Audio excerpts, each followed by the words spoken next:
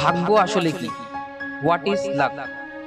এটা এমন একটা টপিক যেটার উপরে বহু বছর ধরে চর্চা হচ্ছে। এই মানুষটা সাফল্য পেয়ে গেছে কারণ ও খুব লাকি ছিল।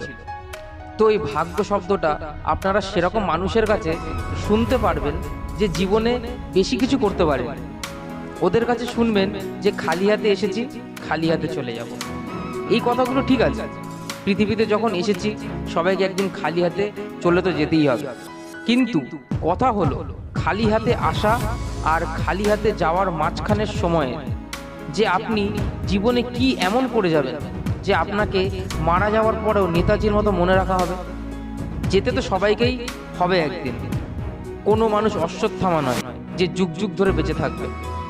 খালি হাতে এসেছি, খালি হাতেই যাব। কিন্তু মনে নেতাজি সুভাষচন্দ্র বোসকেই কেন রাখা হয়? কারণ উনি কিছু এমন করেছেন যে আমরা তাকে মনে রাখি। এবার আপনাদের ভাগ্যের আসল রহস্যের কথা বলি, এই গল্প দিয়ে সেটা আপনাদের বোঝাবো। একটা উট আর উটের বাচ্চা চিড়িয়াখানাতে থাকতো। একদিন ওই উটের বাচ্চা তার মাকে প্রশ্ন করলো, মা, আমাদের পিঠে এই কুচটা কিসের জন্য আছে? মা তাকে উত্তর দিল, মরুভূমিতে অনেক সময় দূর দূর অবধি জল পাওয়া যায় না, তো জল জমিয়ে রাখার জন্য এই কুচটা প্রকৃতি আমাদের দিয়েছে। আমরা যদি অনেক দিন অবধি জল না পাই, এই কুচ থেকে অল্প অল্প করে যাতে আমরা জল খেতে পারি। এবার উটের বাচ্চা বলল, মা, আমাদের পা এরকম বড় বড় কেন? তো মা বলল, মরুভূমিতে আমাদের অনেক দূর অবধি গরম বালির উপরে চলতে হয়, তাই ভগবান আমাদের এরকম বড় বড় পা দিয়েছে। তো বাচ্চা উট কথাটা বুঝতে পারল। এবার বাচ্চা উটটা তৃতীয় প্রশ্ন করল, মা, আমাদের চোখের পলক এত বড় বড় হয় কেন?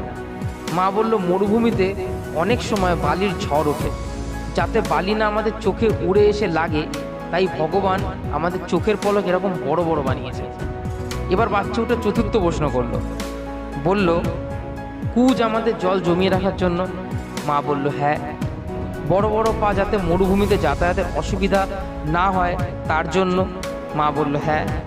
বড় বড় চোখের পাতা যাতে ঝড়ে বালি না ঢুকে যায় তার জন্য? মা বলল, হ্যাঁ। এবার বাচ্চা উটটা বলল, তাহলে আমরা এখন চিড়িয়াখানায় কি করছি?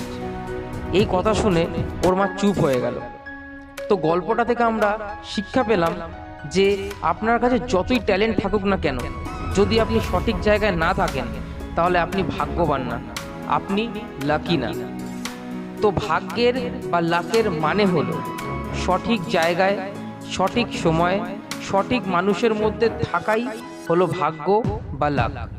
এই কথাটা কিন্তু মনে রাখবেন সারা জীবন।